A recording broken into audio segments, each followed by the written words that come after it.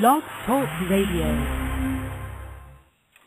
All right, we are here. Good morning, everybody. There have been a lot of killings of teenagers in the last month. Actually, there's been a lot of killing of teenagers for quite a while. And there is a reason for this, but many of us tend to overlook it. The hardest thing in the world to do is to look in the mirror at yourself and acknowledge what's wrong with you. Now, when you have parents that have kids that are going out and they're being murdered daily by other kids, and you have parents who do all that they can to raise their children up to be productive citizens. But you also have parents who don't, who are bringing kids up that are not going to be productive citizens. These are the ones taking the lives of other children. Therefore, wiping out two lives with one bullet. And people always ask the question, why? Well, why does God allow this? Why does God allow that? In another lesson that I preached, I talk about how God has given us different opportunities to get it right. Starting with Adam and Eve in the garden. Gave them everything that they needed and wanted, told them just stay away from my tree. They couldn't obey, they failed. He gave them another opportunity with Moses and the law. They still failed. Now we've been given a third opportunity through grace with Christ. Why has he given us these opportunities to get it right? So that in the end, he can say, now I let y'all try and handle it. Here is the record of how y'all did things. So now I'm getting ready to do what I'm going to do, the judgment, and can't nobody say y'all didn't have an opportunity to get right. Okay? Nobody can say that. So with that being said, we find ourselves asking, why do these bad things happen? Well, these bad things happen because God is allowing us to see that when I left it in man's hands, this is what man chose to do. That there's a point when Christ is going to come back for the 1,000-year reign of peace, Satan will be locked up for 1,000 years, unable to deceive the nations. And our purpose as Christians today, and I talked about that in Revelation, and they shall rule with him, shall give them power over the nations. We will be those teachers. But this is the proving ground for Christians. This is why Jesus said, be not of the world. Separate yourself from the world. Even though we live in this world, we don't have to be of this world. See, this is the proving ground for us as Christians. That's why it's so important in Revelation chapter 2 when Jesus talks about to him that overcomes. The goal for us is to overcome so that we show ourselves worthy to teach others during that 1,000-year reign of peace. Okay? So this is why God allows what takes place. This is man doing this. This ain't God doing this. Everybody always think that it's God doing this. God is letting us do it our way, but he's providing a way out for us. Okay, now you ask, well, Derrick, still, what has that got to do with what you opened up with about all these kids killing each other, all this stuff going on? It's because of generational curses.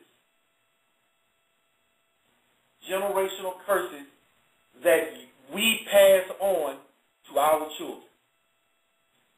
Father, I knew guys that I grew up with. Their dad used to beat up women.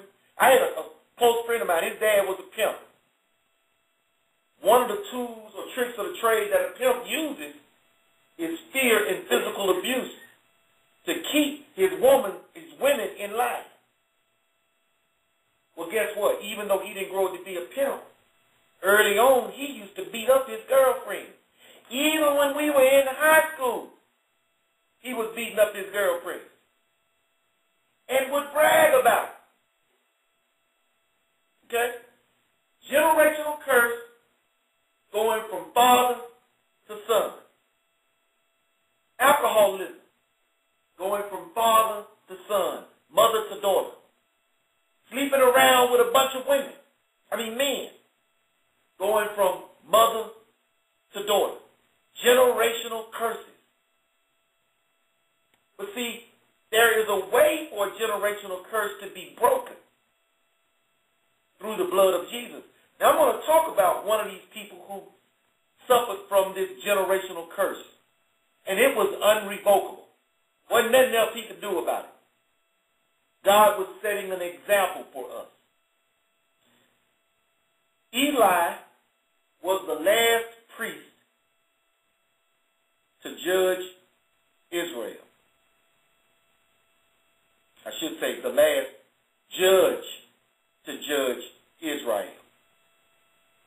Okay?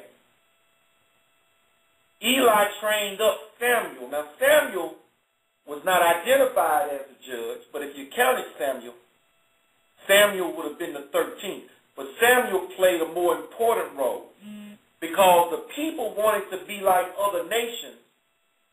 They wanted kings to rule over them rather than God. And Samuel was upset about it because they didn't want him as judge. They wanted a king. God said, Samuel, don't you feel bad? They're not rejecting you. They're rejecting me. Because, see, they were governed by God, supposedly. The judges judged according to God's law, as set down by Moses. Well, what's going on with Eli? Eli was the high priest of Shiloh, the last Israelite judge to rule before the king. Therefore, there was a tradition with the judges, the tradition of Shiloh, that was lost when Eli's judgeship ended. And then, of course, we went into the realm of kingdoms, kings ruling over the people. But the kings were supposed to be men of God. But all that changed after Solomon. And that's when we started getting good kings, bad kings. When the kingdom split, northern kingdom, southern kingdom. Good king in the north, one rule, bad king in the north. And the same thing in the southern kingdom. Because they weren't following what God had laid out for them, creating a problem. But let's get back to the generational curses. Eli had two sons, Hophni and Phinehas, and they were wicked. They were wicked. They were sleeping with the women who stood at the door of the temple. They were taking the best cuts of meat from the sacrifices. Okay? Because you know, when you made sacrifices to the Lord, they were to be the fattest calf, unblemished lamb, the best of the best to be sacrificed. They say, oh, no, we're going to take this for ourselves. Now, they point out that Eli would castigate his sons, meaning talk about them, punish them, doing all this stuff, but it did not stop them from doing what they were doing. They continued to behave wickedly. Now, all of us know examples where we've gone to school with some kids that were bad. They get suspended, teacher would punish them. Parents might even whoop them. Nowadays, though, when bad kids' parents come to school, they'll jump on the teacher quicker than they will the kid for messing up. That's what we've come to, where we now condone bad behavior. But Eli was good man, but didn't like what his sons was doing. Well, then what's the problem? Because, see, God put a curse on Eli. Told him that your sons will die violently. All the males in your line will die violently. You are of the tribe of Levi, who were the priests for the people. You shall be subjugated to other priest lines. I mean, God finna lay it down on him because of what his sons have done. But now, if Eli was such a good person, why is God going to curse his whole family line? Condemn all the male children to be killed violently. It ain't Eli that's doing it. It's his sons that's doing it. It almost makes you feel like that ain't fair to me. I didn't do it. You know, even when we die, we're going to be judged according to our works and not that of like our children are going to get judged on their own when they grow up and do whatever they do. So every man will stand for himself. But what's up with Eli? And I'll reveal that to you. Now, Eli judged Israel for 40 years when he died. What happened when they were attacked by the Philistines? Eli was blind at this time, didn't know what was going on. The Philistines killed his kids, his two boys. God said they shall die violently. They did. And when they came and told Eli what was going on, he fell over backwards, broke his neck, and he died. And he had judged Israel for 40 years. He died in disgrace. His sons were killed in disgrace because of their witness. But Derrick, why did God punish his whole line? I'm going to tell you why. Because Eli failed to purge the wickedness. He failed to purge the wickedness. Now I'm going to break that down for you. Peter was stepping out of line with Christ. And Christ had to rebuke him. Peter wanted to do it his way, which was a wicked way.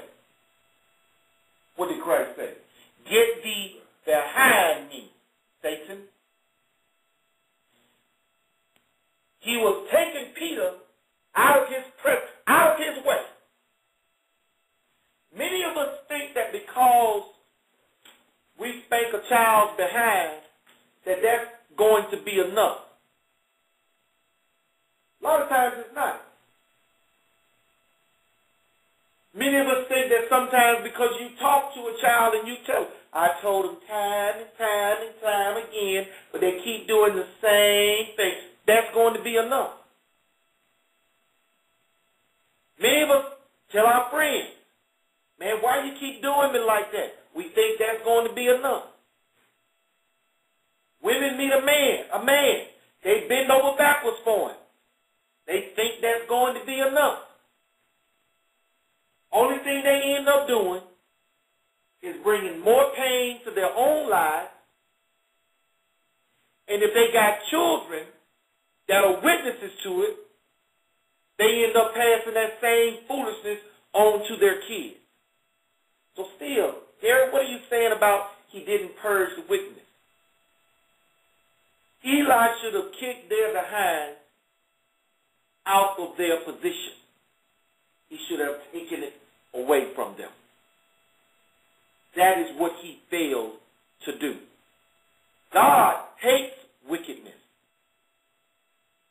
There was no good in his sons. They weren't about doing the right thing. But Eli may have castigated them, but Eli would not purge the wickedness. You want to know why? That's my baby syndrome. That's my baby. I'll spank him, but that's my baby. Ain't God forbid. I kicked them up out of here.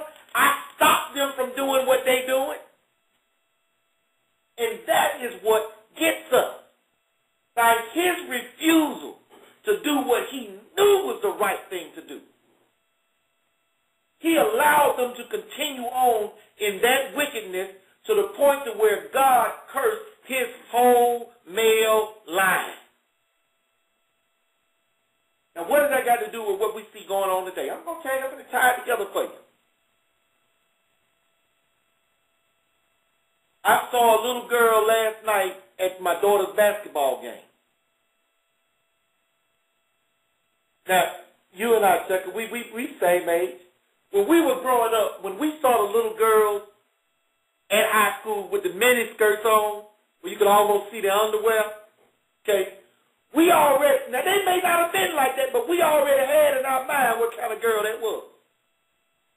That was the kind of girl we knew we wanted to have for a wife, and then that was the kind of girl that we knew was going to be just a pump and dump. Because when you, look, human nature, based on what we'll see, we will get a perception of what that is. I'm not saying it's right. I'm not saying it's right, but I am saying it's human nature. Okay? So when I walk down the street and I see a girl with tattoos all over her body, I get a certain perception of her just on GP. I'm not saying it's right. But typically, where I see women with tattoos all over their body, where it started, are the girls that's dancing in the naked clubs. Every last one of them, if they ain't got one tattoo, they got 10. And what it is indicative of a behavior of a woman putting her body on display for men for dollar bills. That is bad behavior. So when I see a little girl in a Christian school, no less, with bleached blonde hair weave and a tattoo on her leg, I got a perception in my mind. And that perception was tramp in the making. Now, she may be a sweet little girl, but the behavior is not indicative of that. Add insult to injury. I ask, does she live with a father? No father in the household. As a father, and my daughters know how I am, they wouldn't even approach me about no nonsense like that. That's not what little girls do. Now, you know, when you get grown, you're going to do your own thing. But when you get grown and start doing your own thing, I will have put enough in them to where they should know better. I would like to think. But when you have a parent that encourages this bad behavior, what are you doing? You are perpetuating a curse. Ain't nothing cute about no little girl with bleached blonde, hair weave, and tattoos. I'm sorry. What happens with our boys? Women go out, get pregnant, bring a child into the world.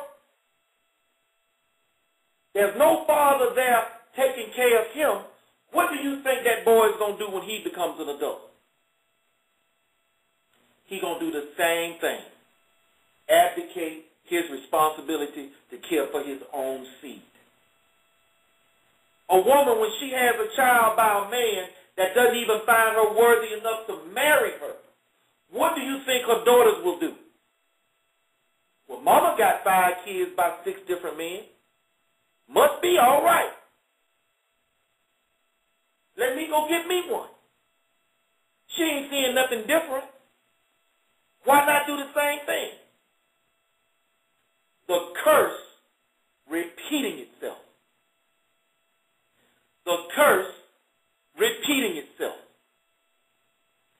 Self-perpetuating prophecy.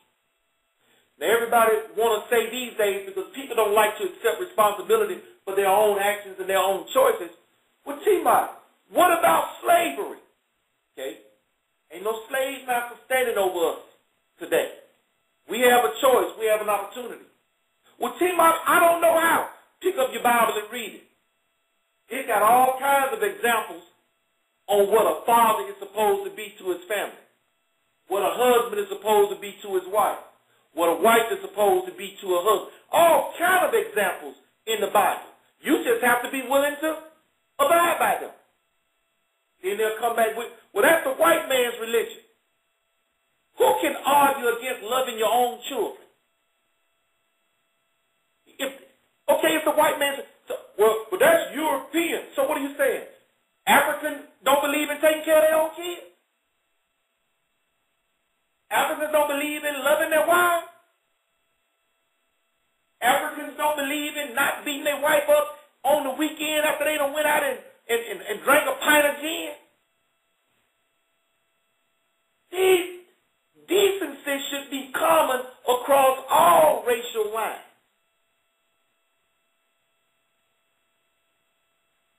So we find ourselves caught up in these curses,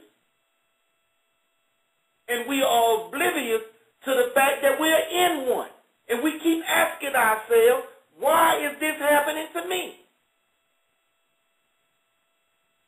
When I was in high school, started in the 80s, women started with this trend of making up names for their babies.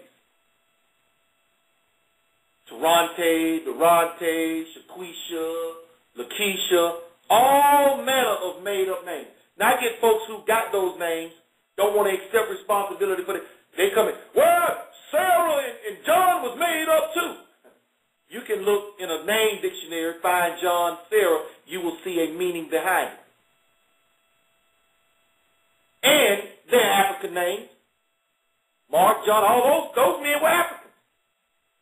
They come out of Africa. Mark, Luke, John, Paul.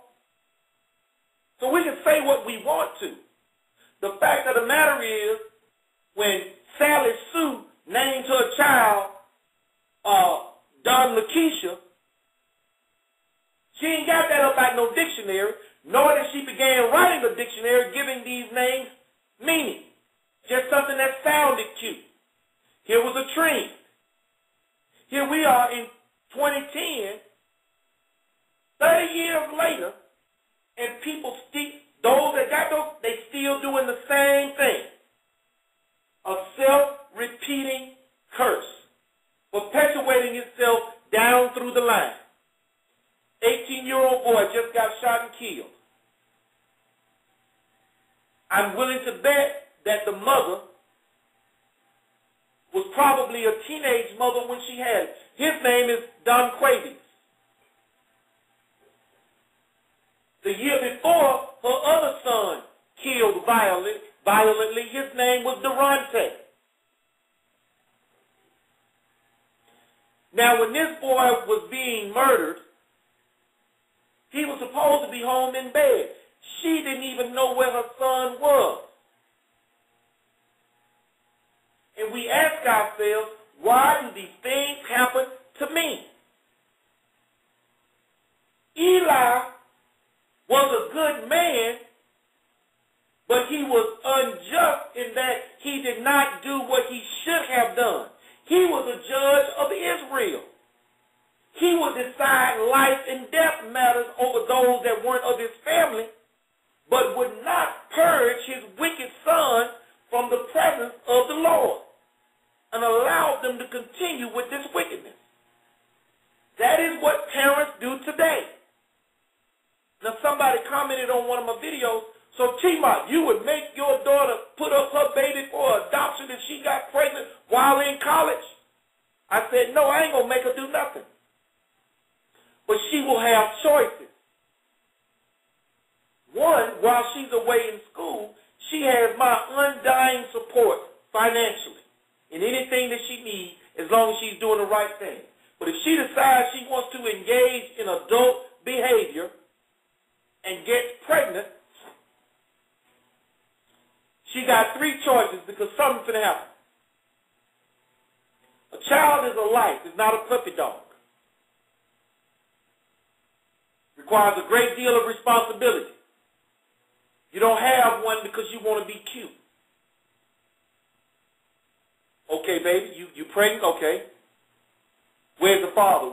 Y'all getting married? Oh, no, Daddy, we not getting married. Oh, okay, then. Well, now, what are you planning on doing? Well, I'm going to have a baby, and I was hoping you and Mama could keep the baby while I go on and finish. Oh, no. That's not an option. See, I'm purging the madness. I'm not going to start a cycle. Because that would be the beginning of a cycle.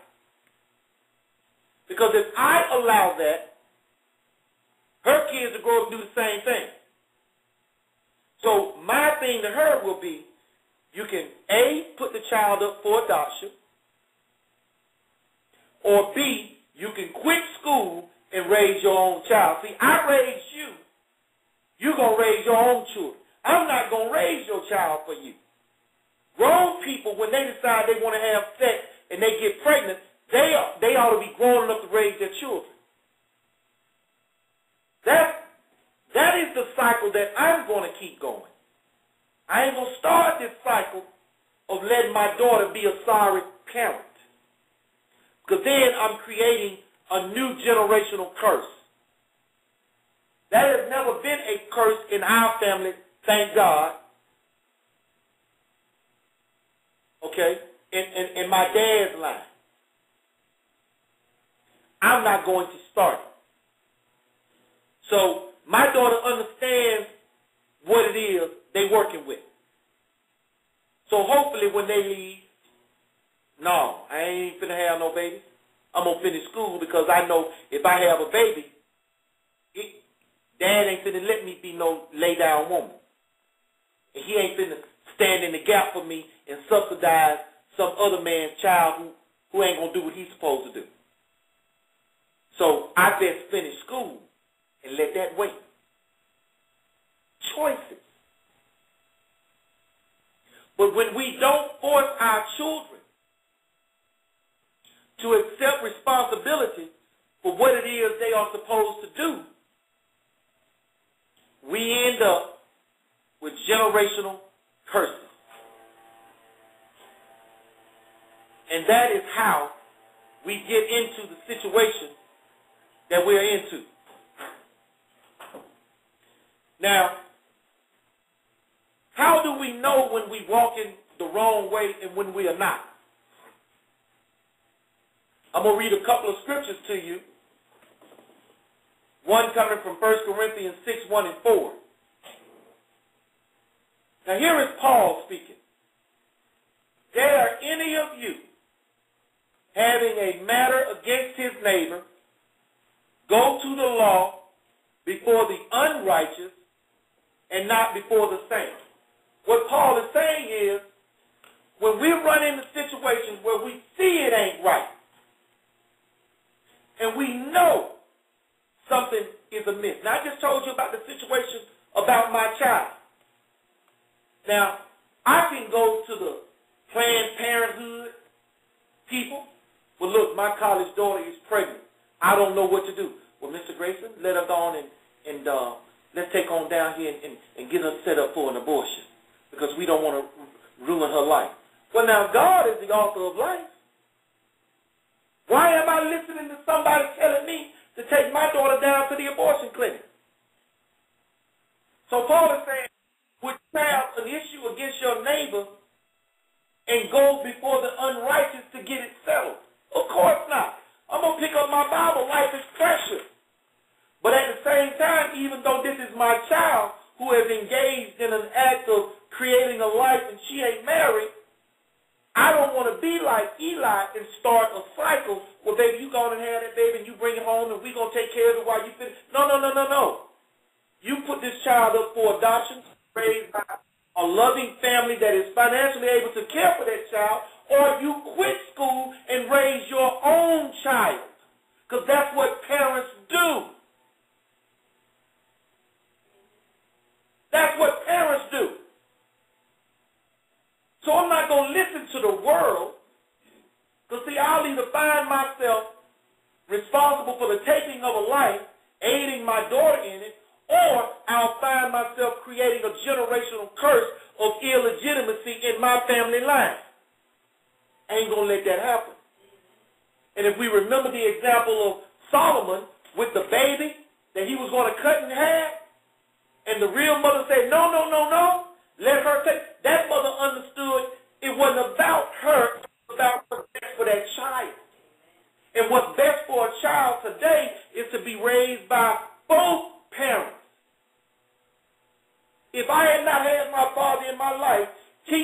some of the things that he did as a child, I would not be sitting here today.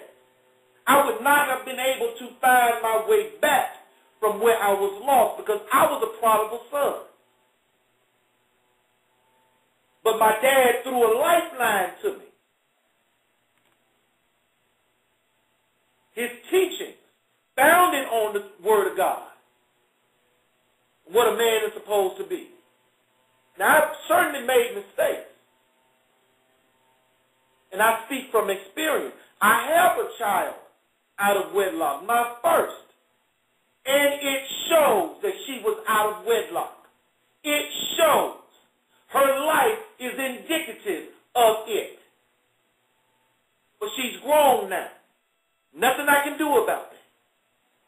And all that I did while she was being raised, yes, I was involved in her life. It wasn't enough.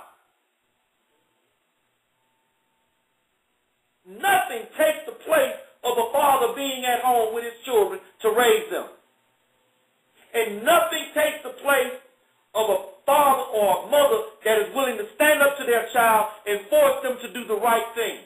Why? So that they don't create generational curses that will end up destroying the very life that they claim they love.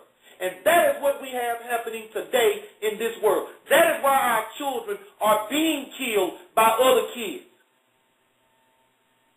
Because parents are too afraid to stand up and purge the wickedness, even if it means telling that child, you got to get somewhere. In my video I just did, I said if my son came to me and said, Dad, she's pregnant, he only got a couple of choices. As long as you don't provide a roof for your son's head to lie in, you can't stay here with me. You got to go. That's what men do when they make babies. I ain't going to take care of you, and you don't take care of your own. I'm creating another generational curse by letting that happen. But we got mothers doing it day in and day out.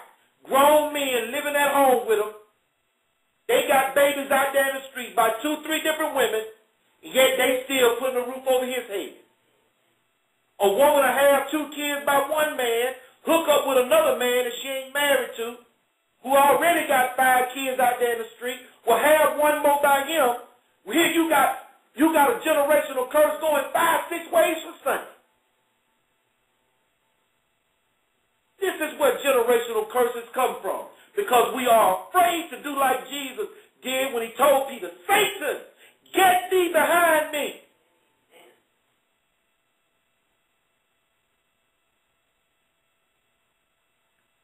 We will end up, it's one thing to loot for yourself, okay? It's a whole nother thing to create a loop in your own family tree.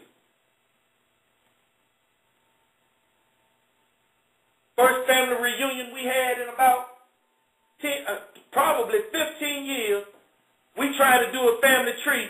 I can't tell you how many branches wasn't no father listed. That's a shame. Kids don't even know who their fathers are.